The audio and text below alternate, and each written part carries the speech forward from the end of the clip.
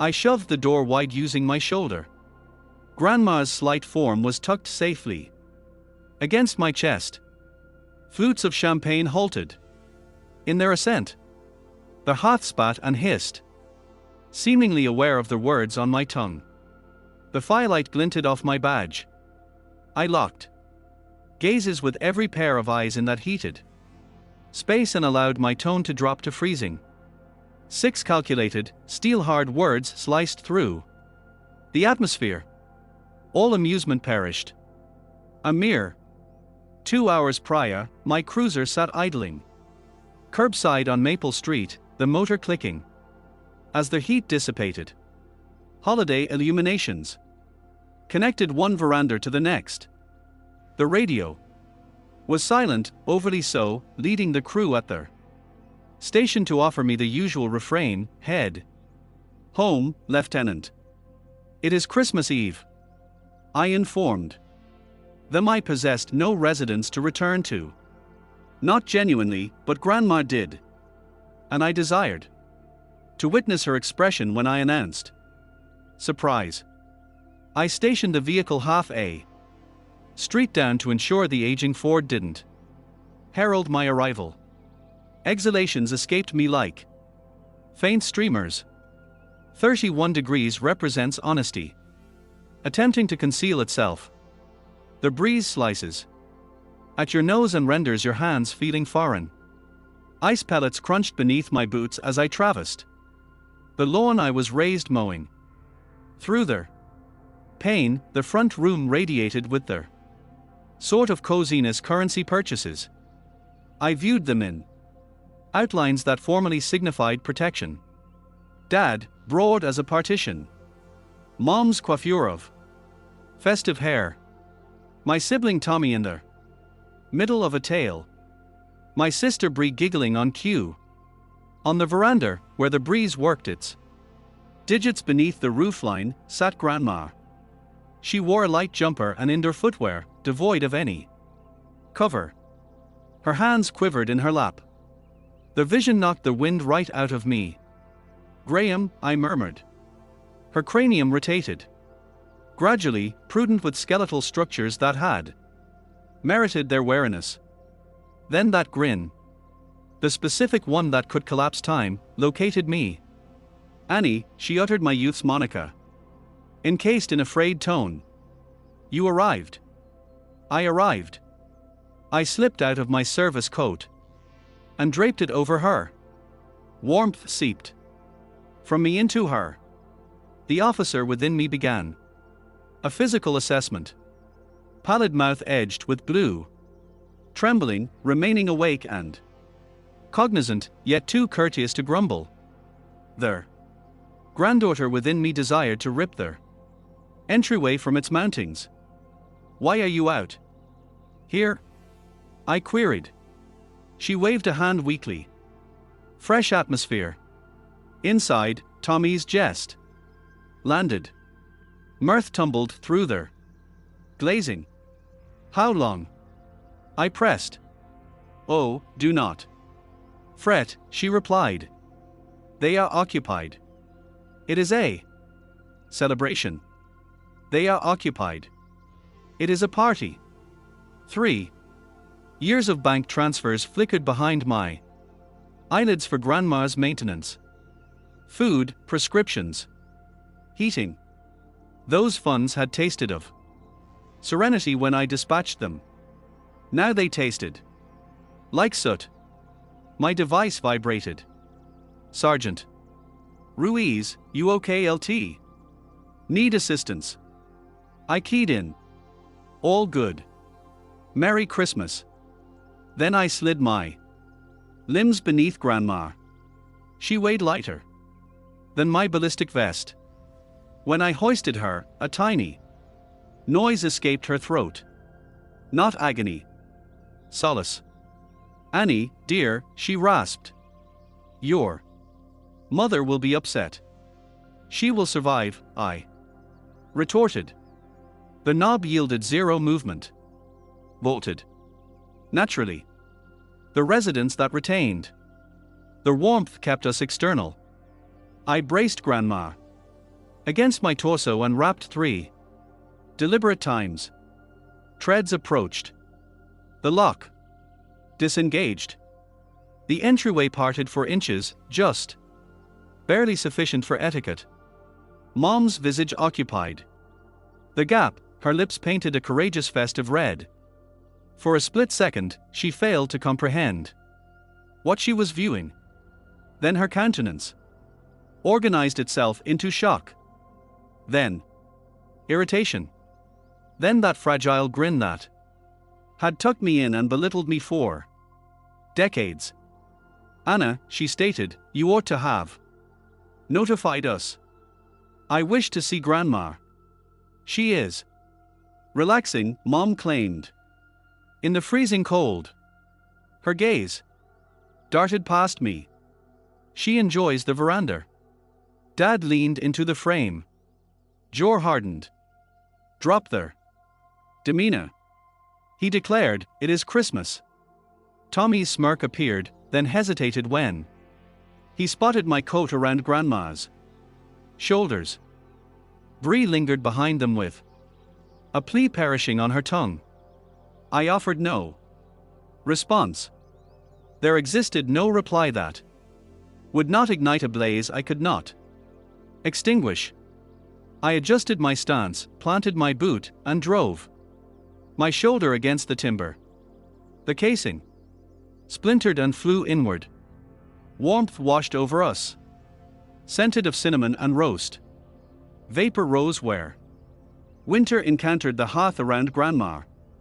Discourse perished like a flame beneath a tumbler. I strode over the sill, allowing the badge to dangle where they could observe it. I did not elevate my volume. "Move," I commanded, and the human wall divided. Mom to one flank, Dad to the other. My kin retreating with goblets gripped like charms. The front room appeared more diminished than in memory. Hosiery with names dangled from the shelf. Dad, Mom, Tommy, Bree, yet no sock for Grandma. That exclusion screamed more deafeningly than the blaze. Tommy attempted to speak first. "Annie, we were just, don't," I interrupted. Bree's eyes glistened. "We didn't intend, don't." Silence accumulated between us like invisible frost. I detected the temperature control click. I heard Grandma's teeth rattle once then subside. I heard my pulse hammering in my esophagus. The lore enforcer in me tallied specifics for a file I never wished to draft. Setting, heated and joyous. Victim discovered outdoors at 31 Fahrenheit sans adequate clothing. Family in attendance, indicators of disregard. Financing supplied by the reporting individual. Their granddaughter within me recalled a summer sheet fortress, thunder outdoors, a torch beneath our chins, whilst Grandma transformed shadows into fables that rendered terror gentle. Those two identities stood side by side and concurred on a single term, enough. I corrected my hold and confronted them.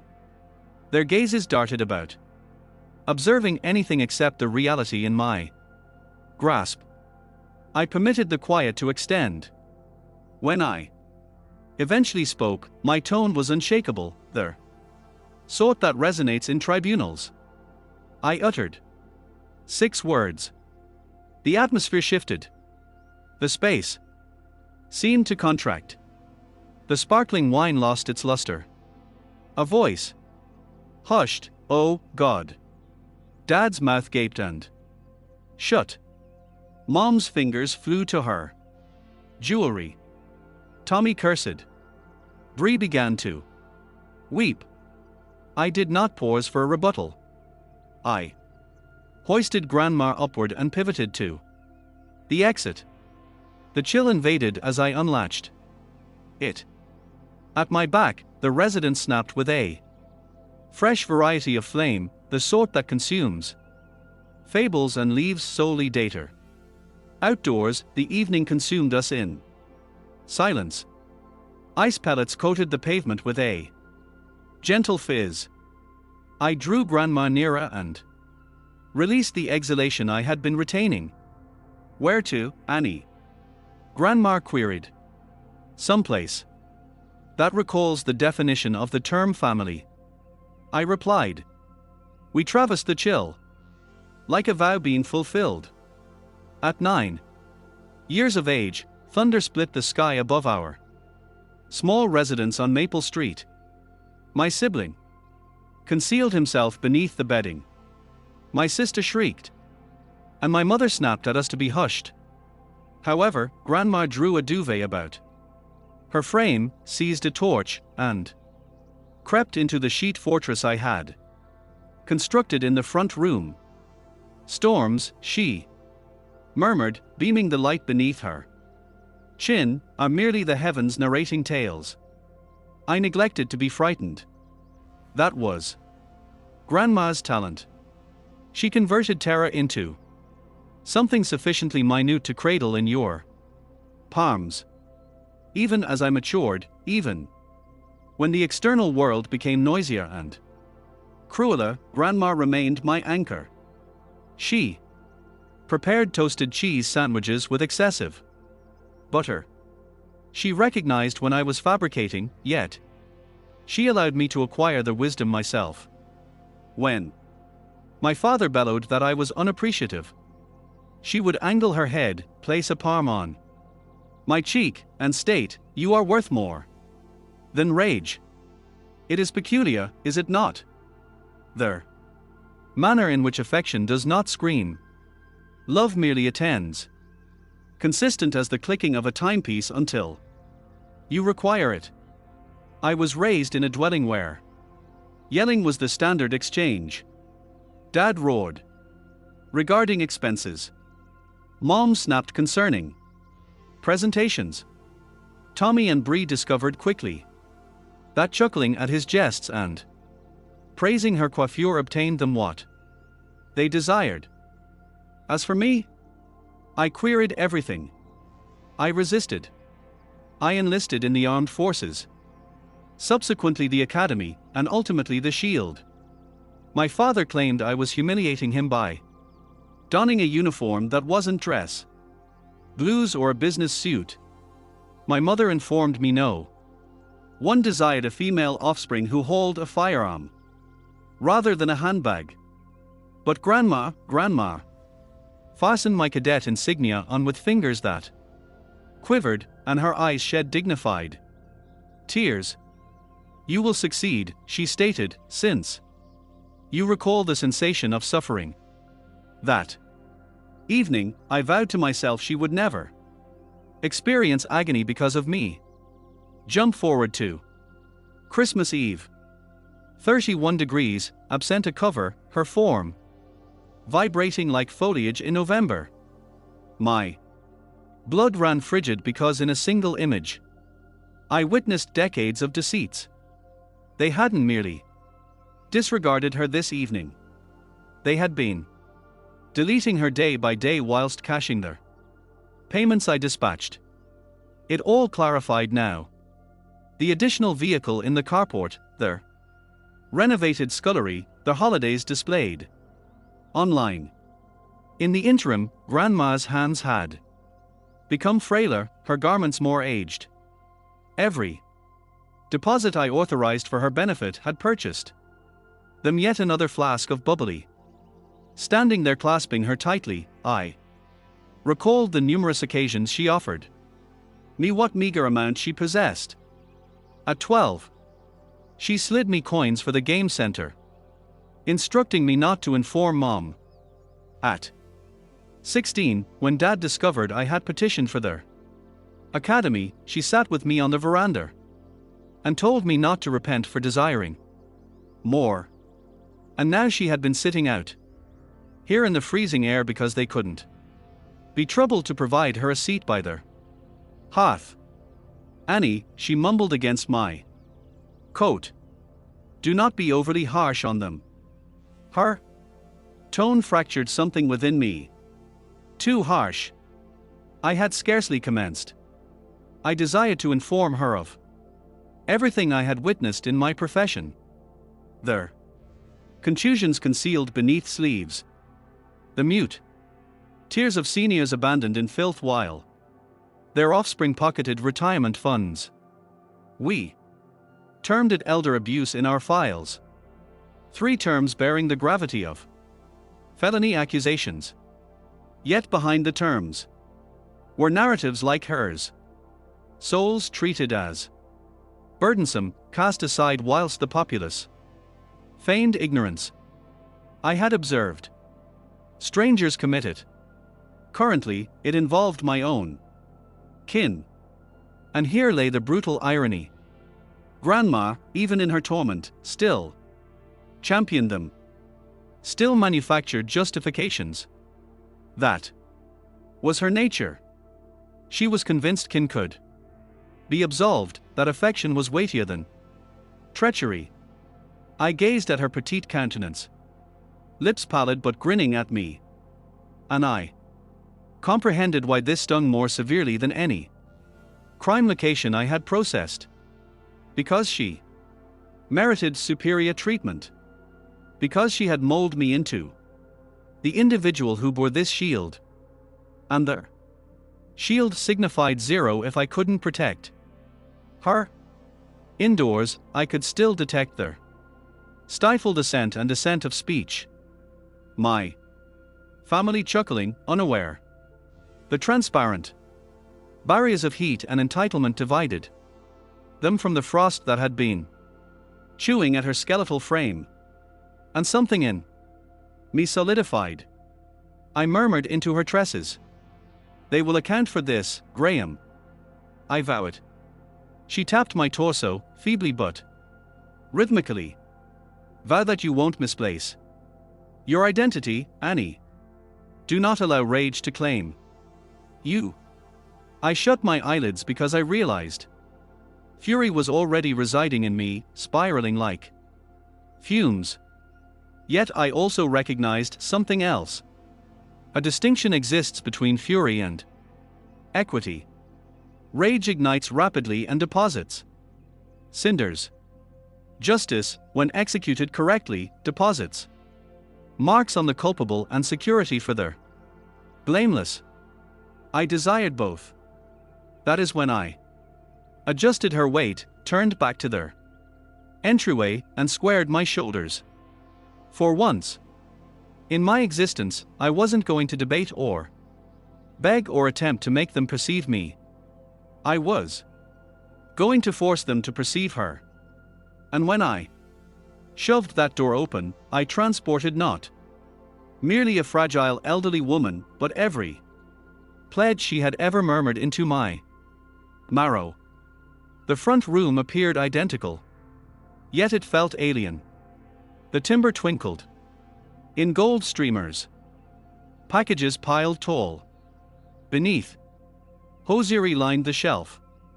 Dad, Mom, Tommy, Bree, yet no sock for Grandma.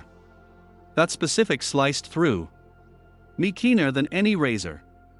Dad placed his goblet down with intentional pressure like a magistrate with a gavel. Anna, he stated. Tone dipped in scorn. What is there significance of this? I corrected my grip on Grandma and let my badge shimmer under the firelight. The significance, I stated flatly, is that she is shivering on your veranda whilst you celebrate yourselves. Mom inhaled sharply as though I had uttered a profanity. That is not just. She required atmosphere. Grandma moved in my arms. Do not fret, Annie. Quiet, Graham. I said gently, then more vocally. Atmosphere? 31 degrees. Is not atmosphere. It is a death warrant. Tommy snickered anxiously. Come on, sis. Do not be so theatrical. We merely stepped away for a moment. I interrupted him. I have witnessed hypothermia claim individuals half her age in half the duration. My eyes swept the space, taking stock like I would on a response call. Flushed cheeks from libations, glistening cuisine. On dishes, mirth residue in the atmosphere. You were in here sipping sparkling wine whilst. She quivered like a frond. Bree wrung her palms. We didn't intend, motive doesn't matter. Consequence is what counts. I shifted Grandma, her head resting against me, and detected the quake in her mouth. Dad folded his arms. You always were theatrical. Always. Seeking a conflict. This is Christmas Eve. Do not come bursting in here indicting your kin. I locked onto his stare. Family defends the defenseless. Family does not abandon them on a veranda like neglected upholstery. For a moment, no one uttered a word. The hearth snapped. Mom's hand gripped her pendant. Tommy poured himself another drink as though liquor could submerge responsibility. Grandma whispered, "Please, Annie, it is not worth, but it was worth everything." I scanned their stockings again, the names in stitched crimson. The absence of hers screamed louder than their objections. You obliterated her, I declared. My tone trembled, not with fragility, but with wrath. You have been erasing her for years. Mom scowled. We have not. You assume I don't perceive it. I retorted. All the deposits I made for her maintenance. Where did it go? Because it didn't purchase her warmth. It purchased your holidays, your renovations. You're bubbly. Tommy hoisted his glass. Now hang on. Silence, I stated sharper than I intended, but accurate nonetheless. Dad slammed his palm against the chair arm. You do not speak to your sibling in that manner. In my residence. Your residence. I barked a chuckle. Constructed on my funds I dispatched. For her. You paraded it as benevolence, while treating her like an encumbrance. Quiet thickened. The sort that descends in interview rooms just prior to a admission fracturing. Bree began to weep. We thought you would never discover. There it was, the error. You are correct, I said. I didn't know. Not until this evening. But now I do. And now there is no retreating. Dad straightened, attempting to reclaim authority. You are not going to sermonize us in our dwelling. Set her down. Return to your patrol and mind your own blasted business. That was the moment. The boundary between officer and granddaughter fused. This is my business. It became my affair there. Instant I saw her lips turning cyan while you celebrated yourselves. I let the terms drop like a gavel. Elder abuse. Tommy scoffed. Oh, give me a rest. Elder abuse. I reiterated, more vocally, more frigidly. It is an indictment, a serious crime. Neglect of a dependent adult, and I possess sufficient proof. Right here to commence the dossier. Their countenances shifted then, pallid and tight, their arrogance leaking out like air from a punctured wheel. Mom whispered, Anna. Please. I held her gaze. You desired atmosphere. Let us observe how you respire when the law raps on your door. The silence that ensued was distinct now. Not protective, not ridiculing. Dread had entered the space. Understated and keen. Grandma touched my limb, frail digits shaking. Annie, let it be. But I couldn't. Not yet. I looked at each of them one by one. Dad's jaw grinding.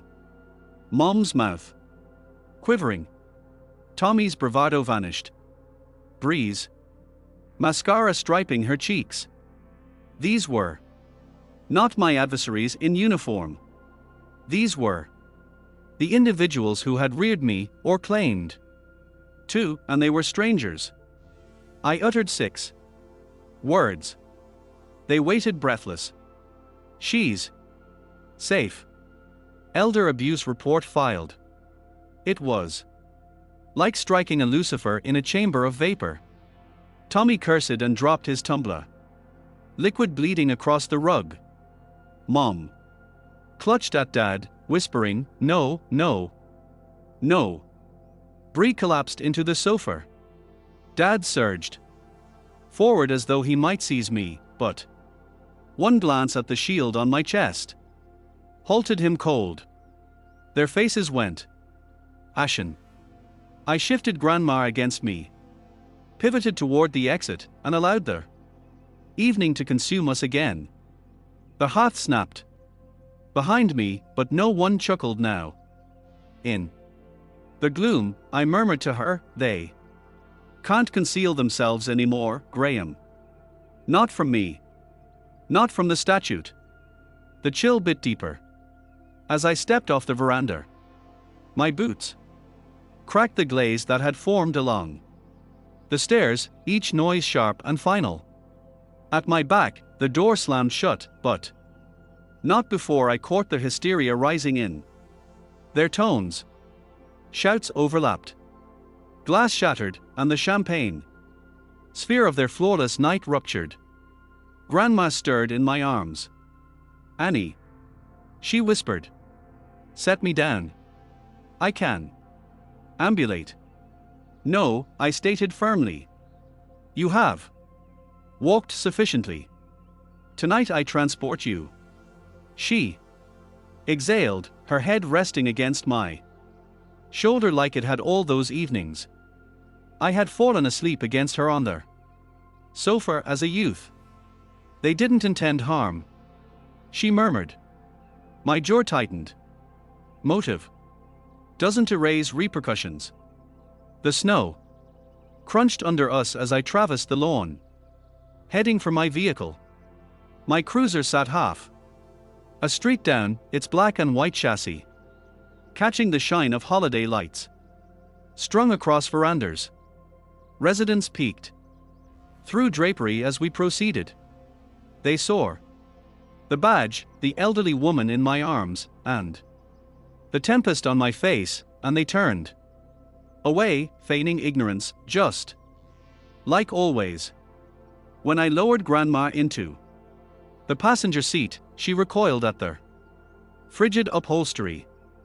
I cranked the heating until it bellowed, and only then did I permit myself to respire.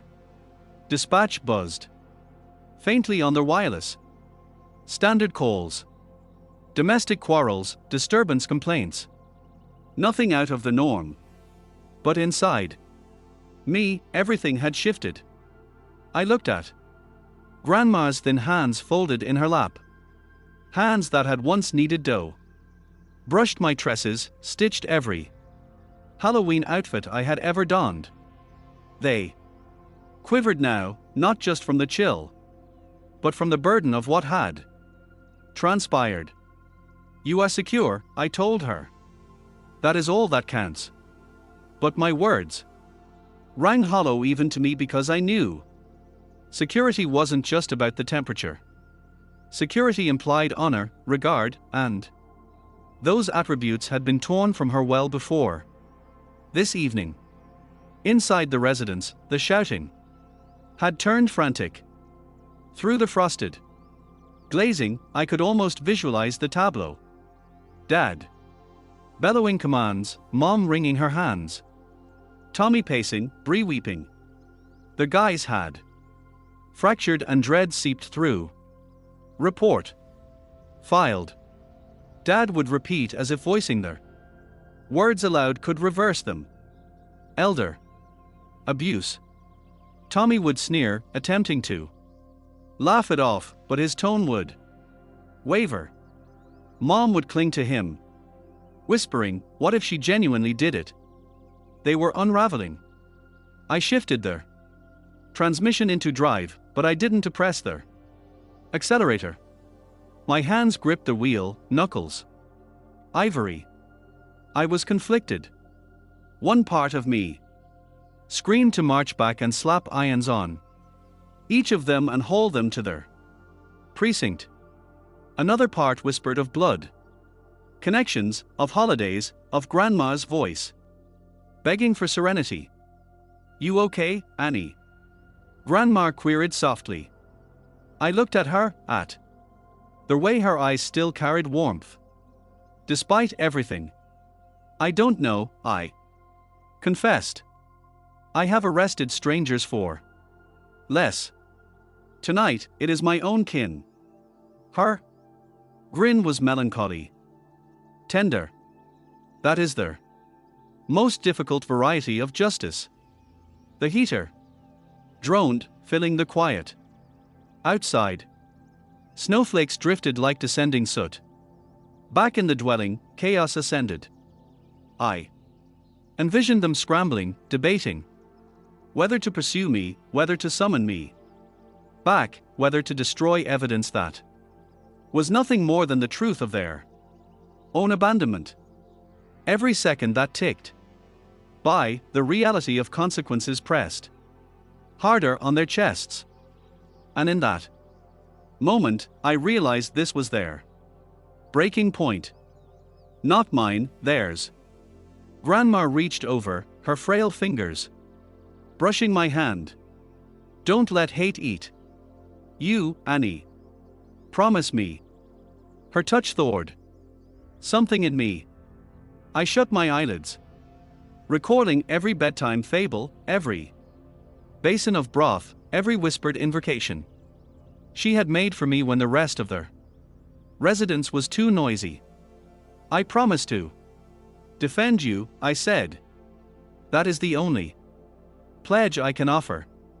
I put the car into motion and pulled away, tires crunching over snow. The house grew smaller in the rearview mirror, its light still radiating like nothing had changed. But inside, I knew everything had. Half a mile down, I steered into the station parking zone. The structure stood quiet, reeds on the entries, but the service light glowed constant. I transported Grandma indoors where heat enveloped us, not just from radiators, but from the nods of constables who lifted their chins in silent deference. LT, one of them said, you good. I looked down at her, then back up. We are good, I said. Behind me, somewhere in that dwelling, my family was still disintegrating. Panic would yield to fear, fear to hopelessness. They would realize the truth of the dossier wasn't just a menace. It was a vow. And for the first time in years, the scales felt level. Back on Maple Street, the blaze still glowed, but the warmth had bled out of the room. My 6 words hung heavier than the hosiery on the shelf. She's safe. Elder abuse report filed. Dad paced the front room like a confined ox. His face blotched crimson, not from drink, but from apprehension. Mom sat on the edge of the sofa, twisting her pendant until the links bit into her skin. Bree wept softly into her palms, her mascara staining her hands. Tommy refilled his goblet, but the quake in his grip betrayed him. Calm down, Dad bellowed, though his tone fractured. She is bluffing. She wouldn't report her own kin. Mom's voice shook. But she is a cop. If she files, if anyone checks. Checks what? Dad demanded. We have done nothing wrong. But the fabrication collapsed. Under its own mass. Silence. Each of them knew the reality, they had left her out there. Not once, not twice, but countless evenings, rationalizing it as atmosphere, as quiet time. The funds that should have purchased her solace had purchased them. Luxury instead. Bree whispered, Dad. She had her badge on. I saw it. She meant it. Tommy slammed his drink down. We will speak to her. We will make her cease. How? Bree asked. She looked at us like we were strangers. She rendered us strangers. Dad growled. The 6 words resonated in every nook of that house. Elder abuse. Report filed. It wasn't just a phrase. It was a judgment waiting to drop. At the station, the air smelled of scorched java and pine-scented air. Freshener. A half-consumed platter of biscuits sat on the counter, foil crinkled.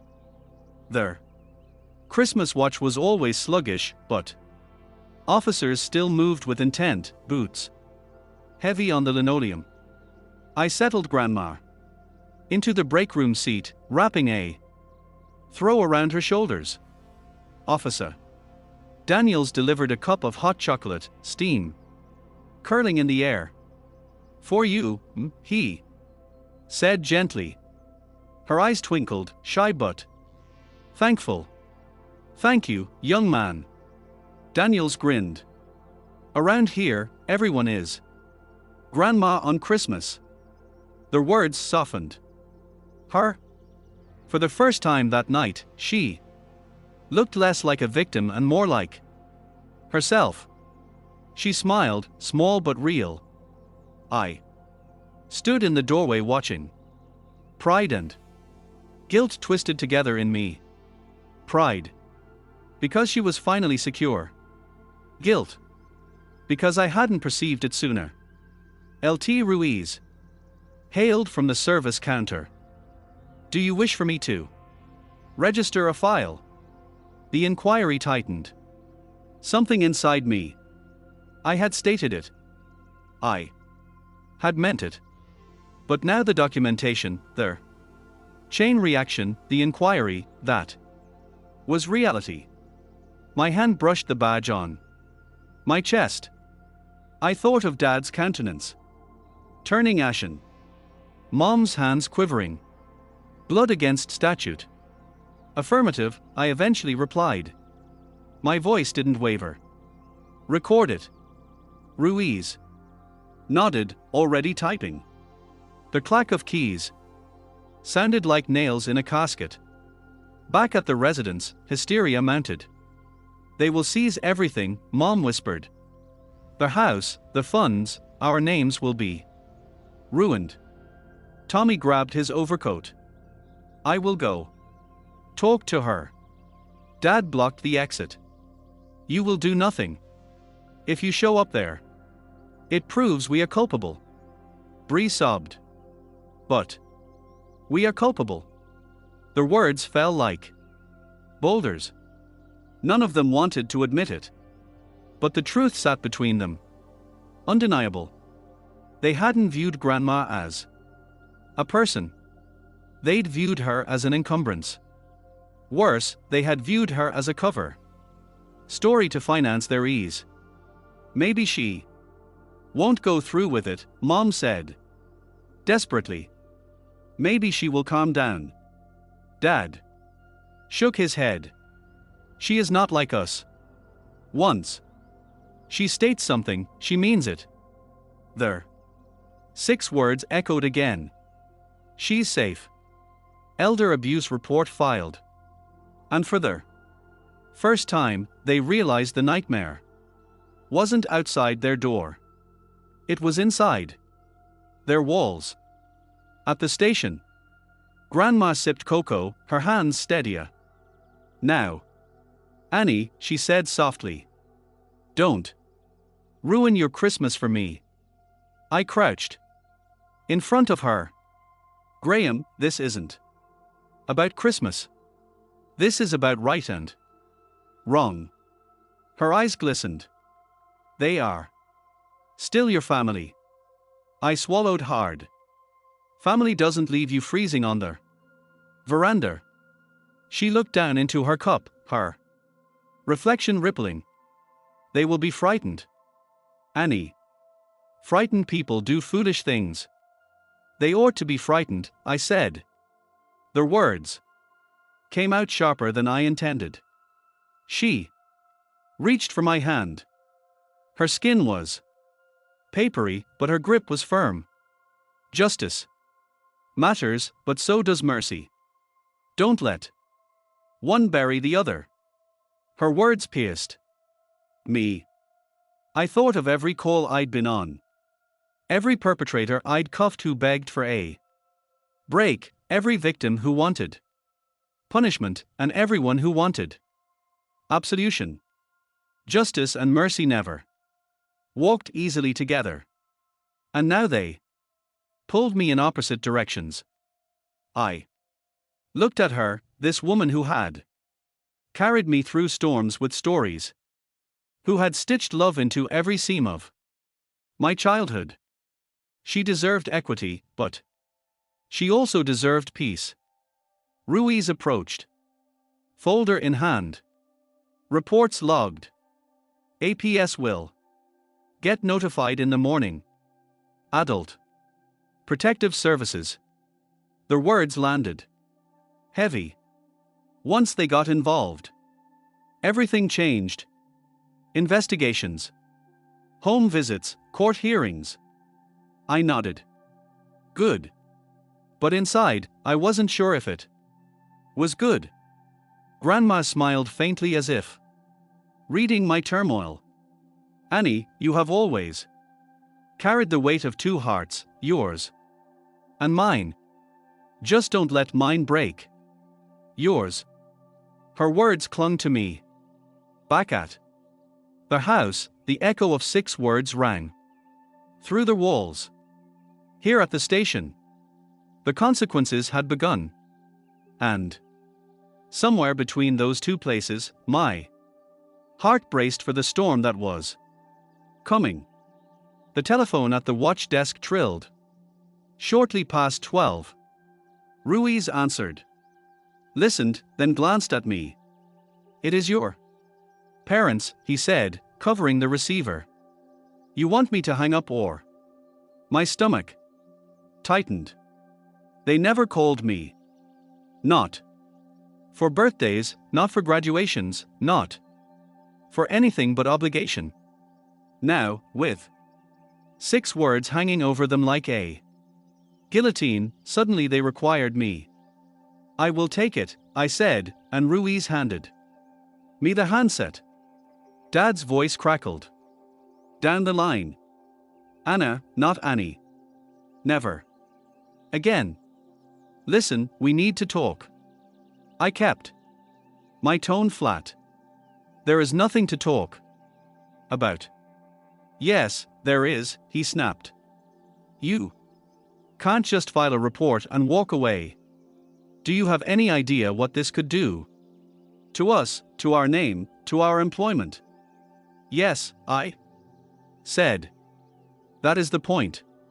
Behind him, I heard Mom sobbing. Bree's voice joined. Pleading. Tommy cursed, muffled. A symphony of panic. Anna, Mom cried, her voice breaking through. Please, we made a mistake. Just a mistake. Don't let the state tear our family apart over one night. One night. My voice rose before I could stop it. This wasn't one night. This has been years. You have been pocketing money meant for her. You have been leaving her out like refuse while You toast yourselves. We didn't mean. Stop saying you didn't mean it. I snapped. You did it over and over. Motive doesn't erase impact. The silence. On the line stretched, broken only by Mom's sobbing. Finally, Dad spoke again. Quieter. We will make it right. We will take care of her. Just tell them not to come. You can fix this, Anna. Your family. That word burned hotter than the fire in their hearth. Family. I looked across the room at Grandma, sitting small in the break room chair, sipping her cocoa. Her eyes met mine, soft and pleading, not for herself, but for them. She shook her head slightly, lips forming words only I could read. Don't destroy them. I closed my eyes. The pull was unbearable. Justice dragging me one way, mercy the other. I can't undo what's been filed, I told him.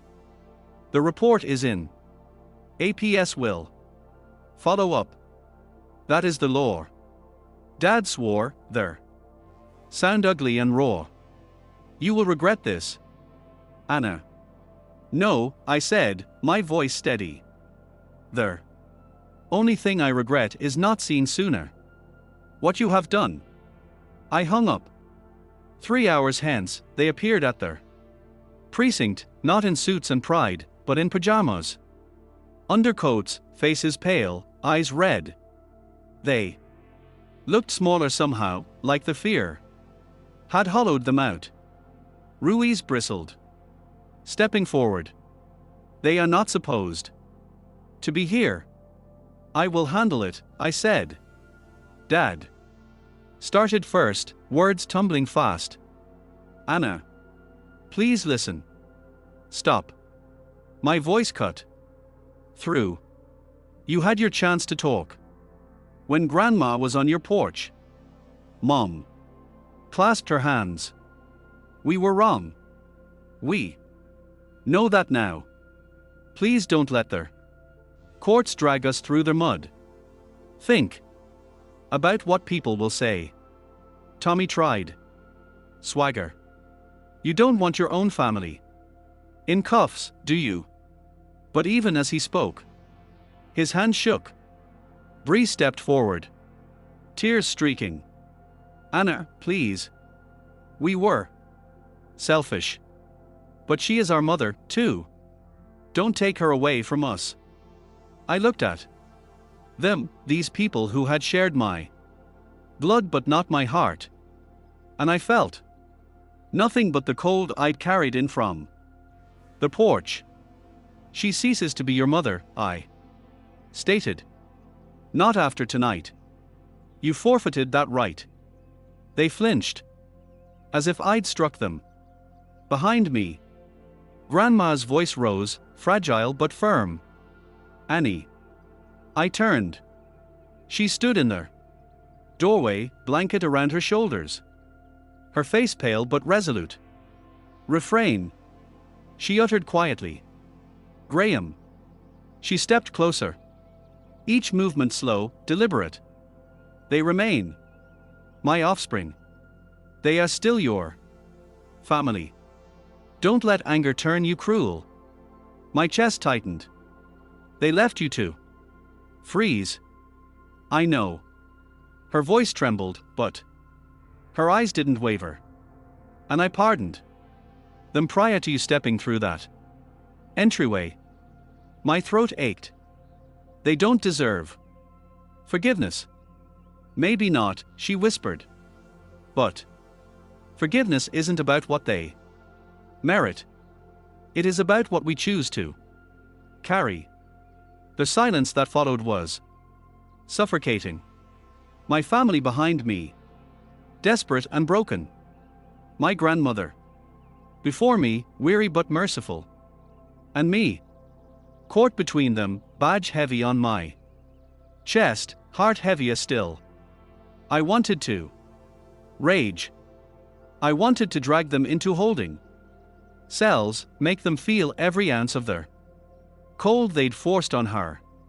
But her eyes, those eyes that had calmed storms when I was 9 years old, held me. And I realized something. Fairness could penalize them, yet compassion could plague them. Knowing they had been spared by the woman they betrayed, that would weigh on them longer than any sentence. "Graham," I whispered. "This could ruin everything. Their jobs, their names." She nodded. "Yes, but if you push too far, it could ruin you, too." Her words sank deep. Justice mattered, but so did mercy. And maybe the truest revenge wasn't prison bars. It was making them live every day with the memory of what they'd done and the grace of the woman they had wronged. I lowered my gaze. The room spun with silence. Finally, I said, "The documentation remains. APS will arrive. However, what occurs subsequently relies on how you exist with what you've done." Dad swallowed hard. Mom wept harder. Tommy cursed under his breath. Bree nodded faintly as if she understood. Grandma's hand found mine. Her grip was weak, but her voice was strong. "That is enough, Annie. That is enough." And for the first time that night, I let the fire in my chest flicker just enough to breathe. The outpost reeked of scorched java and disinfectant. But to Grandma, it might as well have been a sanctuary. She sat in the break room, blankets still around her shoulders, cocoa steaming in front of her. The fluorescent lights hummed. Overhead, a poor substitute for Christmas candles, but her eyes softened. "Anyway, it is warm," she whispered. "That is all that matters." Officer Daniels leaned against the door frame, grinning. "Warm and safe, that is our specialty." Grandma's lips curved, shy but genuine. "You don't have to call me just Grandma." He chuckled. "Deal. Merry Christmas, Grandma." The room brightened. Laughter rippled through the officers who'd gathered, Ruiz, Daniels, a couple rookies finishing paperwork.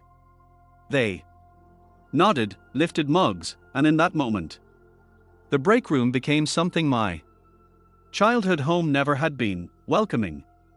I leaned against the wall, arms crossed, watching. A strange ache rose in my chest. It wasn't sadness exactly. It was relief. Relief that she could still smile, still be seen. Grandma looked around, wonder softening her features. "You all have families of your own. Why spend Christmas here?" Ruiz shrugged. "Somebody's got to keep the city standing.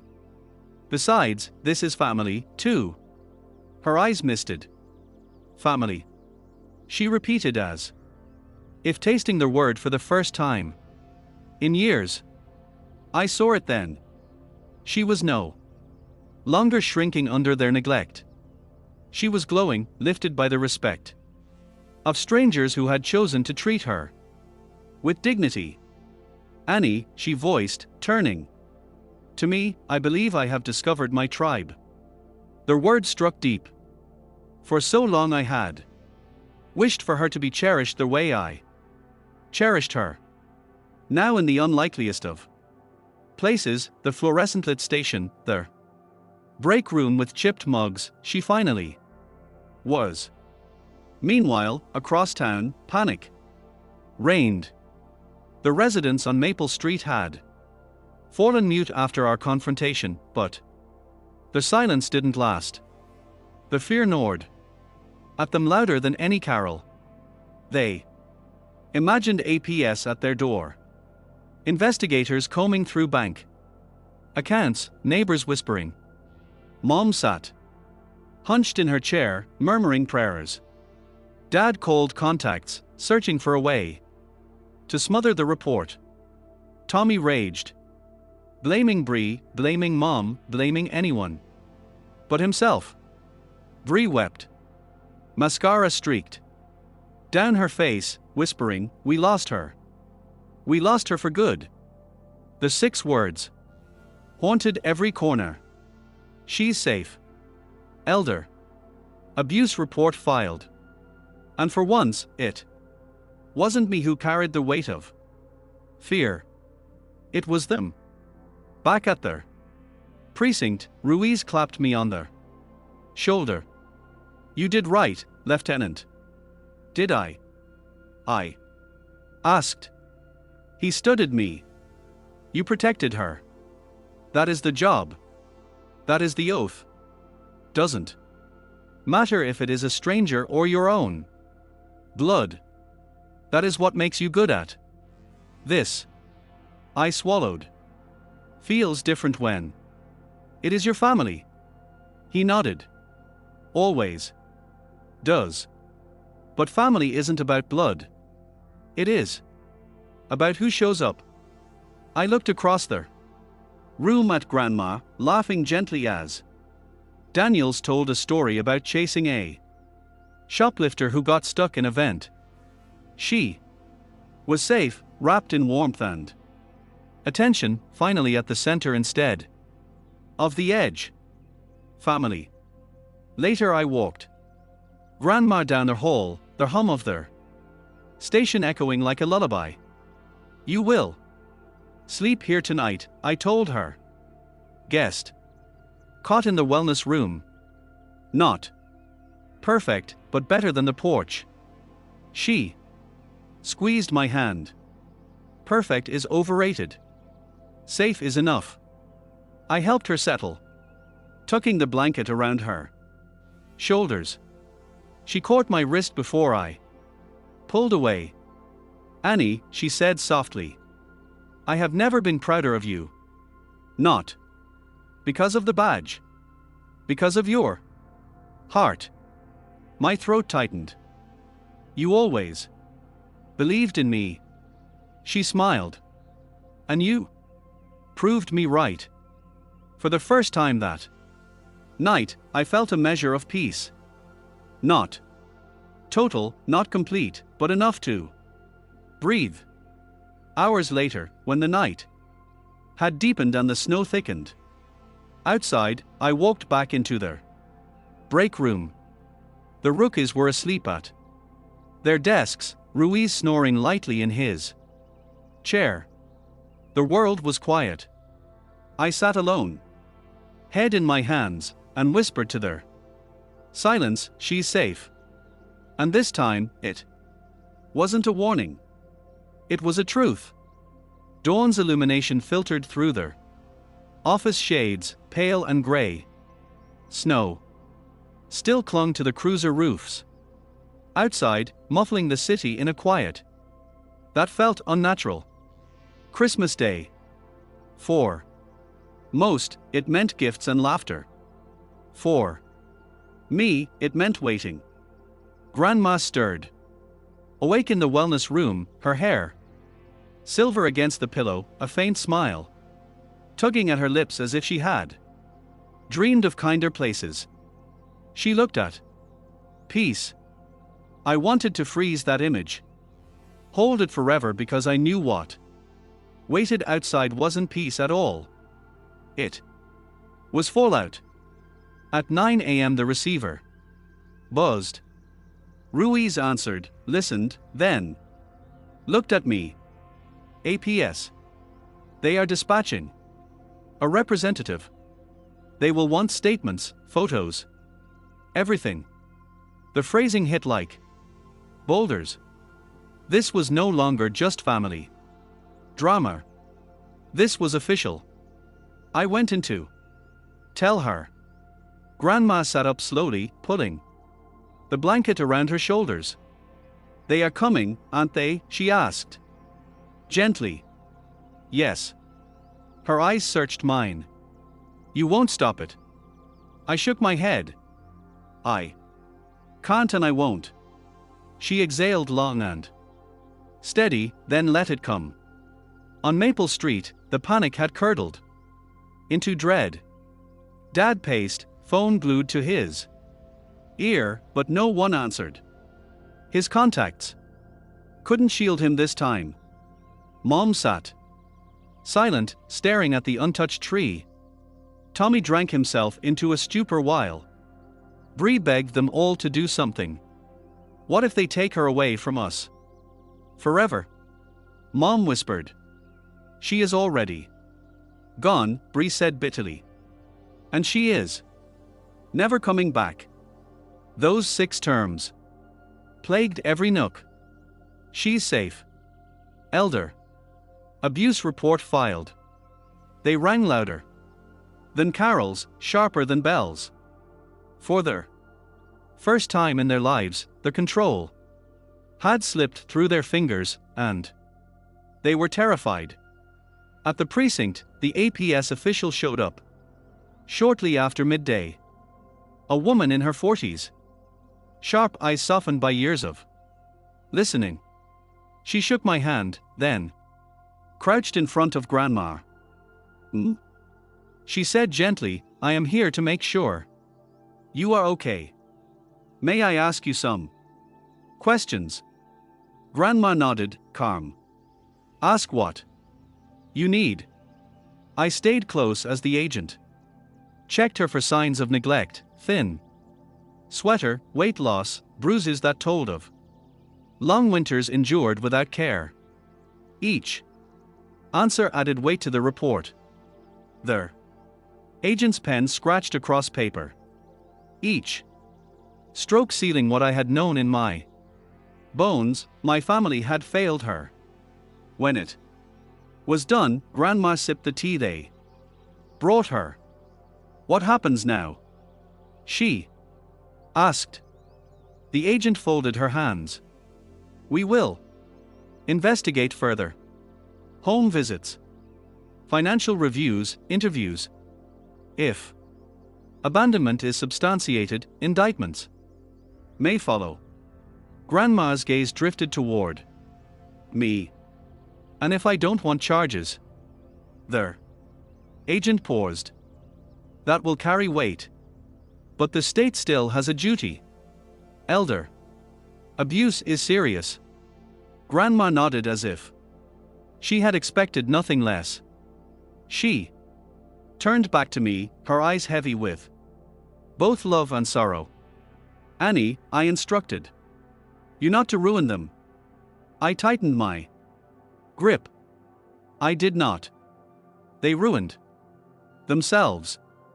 By dusk, the tale had circulated among neighbors. Whispers moved faster than snowplows.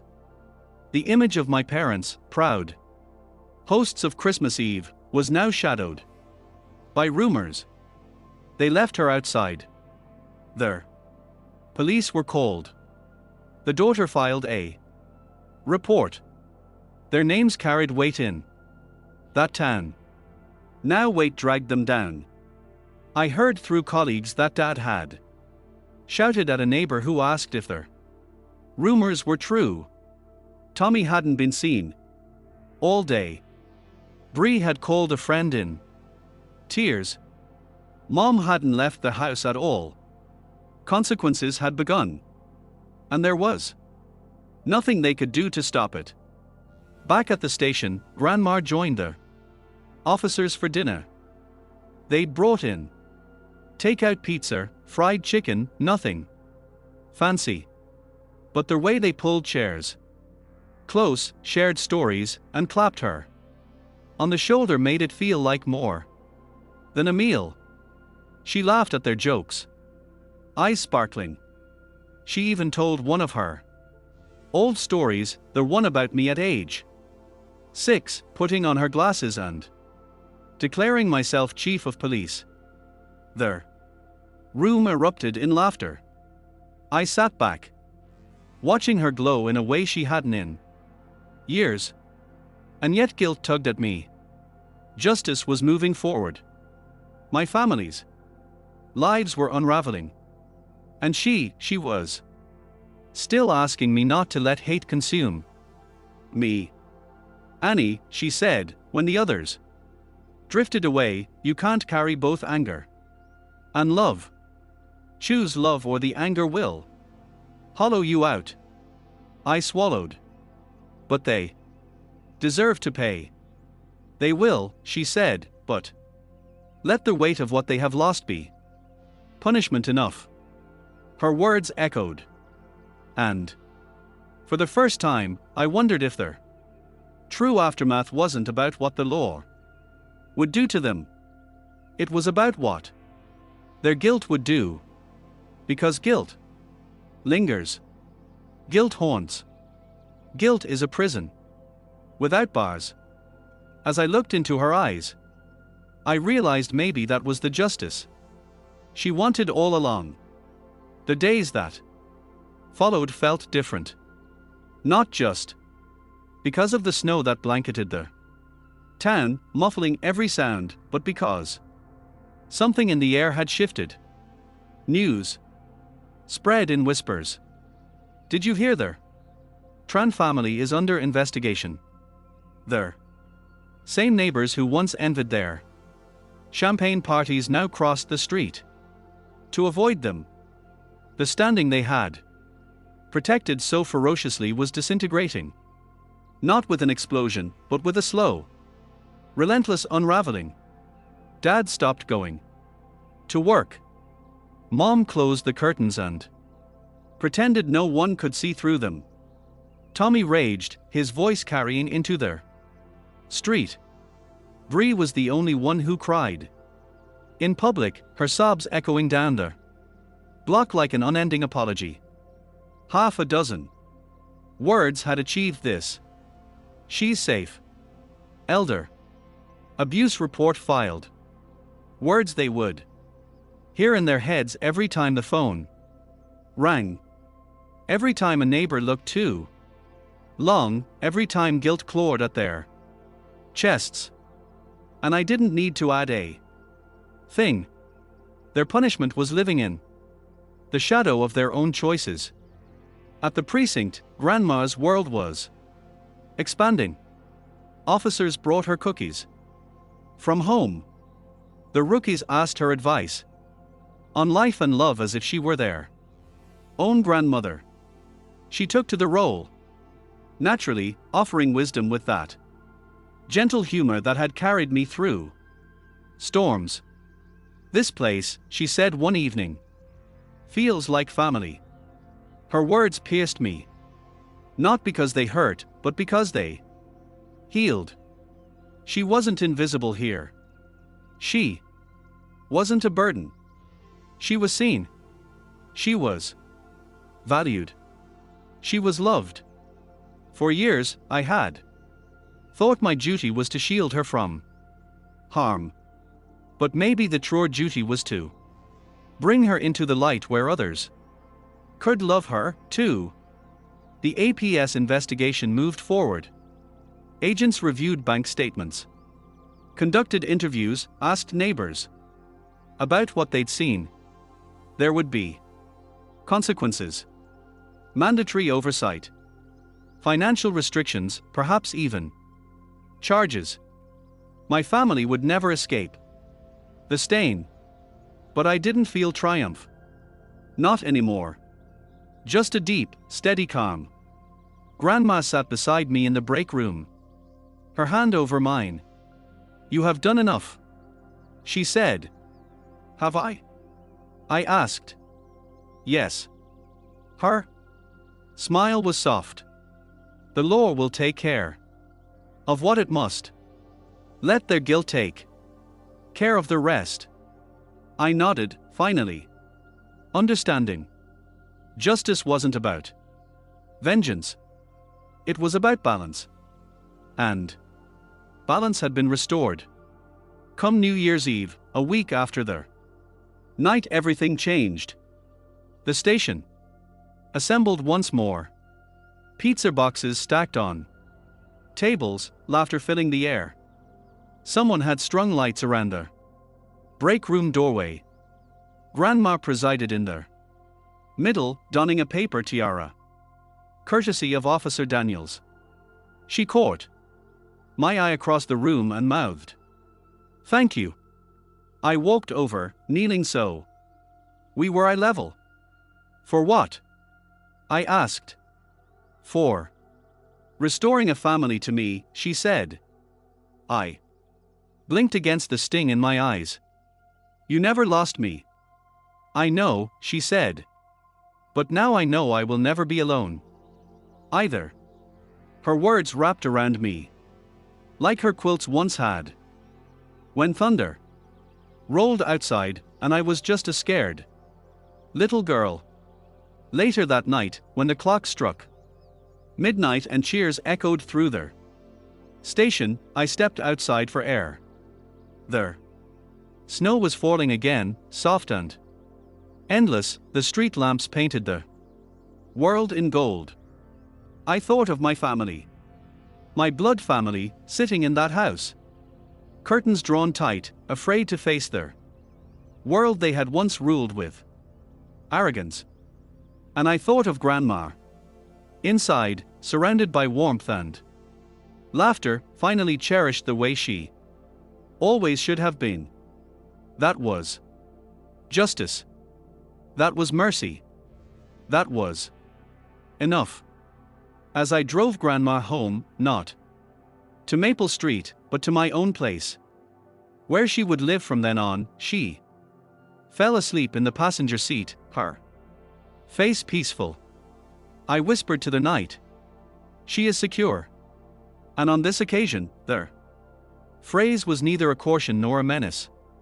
It was a vow. Stories of this nature are not merely about lineages fracturing. They are about choices. The choice to protect. The choice to forgive. The choice to redefine what family really means. If you have ever felt unseen, if you have ever had to fight to protect someone you love, know this: equity and grace can march in unison. And sometimes the strongest revenge isn't shouting or punishment. It is building a new life where love wins.